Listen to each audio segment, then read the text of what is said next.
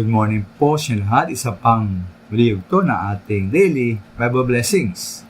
Pamagat po nating araling umaga ay ditiyak at maikli lamang. Ditiyak at maikli lamang. Minsan po, isang mga araw ng Biyernes, Sabado, Friday at Saturday, ako po ay nagtanong sa mga dumalo ng worship service at Bible study sa Camarin, Taytay at sa Mateo. Ang isang tanong, ito po yung tanong sa kanila. Anong gagawin ninyo kung meron na lamang kayong isang araw o 24 hours para mabuhay? Ngayon po, marami po mga sagot sila, ngunit may dalawang lagi nilang sagot. Una-una, sabi nila, magtitipon daw sila ng kanilang pamilya at magkakaroon ng fellowship. Sila may kasama pang pag-aayos ng anumang issue sa mga ugnayan. Ikalawa po, sila raw ay mag-isikap na magbahagi ng ebanghelyo sa mga taong hindi ligtas. Mga mahal sa buhay, mga kamag-anak, pati mga kapitbahay. Natural mga minamatural lamang na malinaw, obvious naman ang aking follow-up question. Kung ganun pala ang gagawin ninyo, ba't di nyo gawin ang mga ito ngayon din?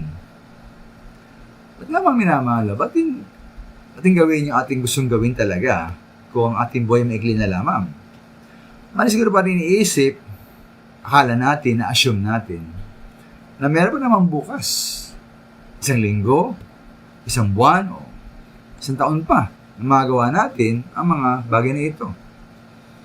Pero po sabi po ng Biblia sa Santiago 4:14, hindi nga ninyo alam kung ano mangyari sa inyo sa araw ng bukas.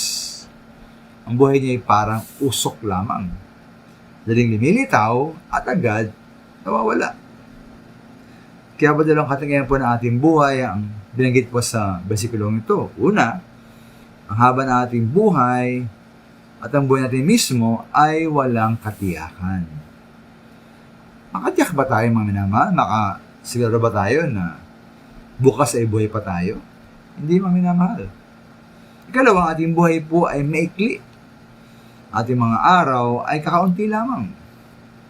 At namamalayan, tayo pa ay matanda na. Tayo nang hina na.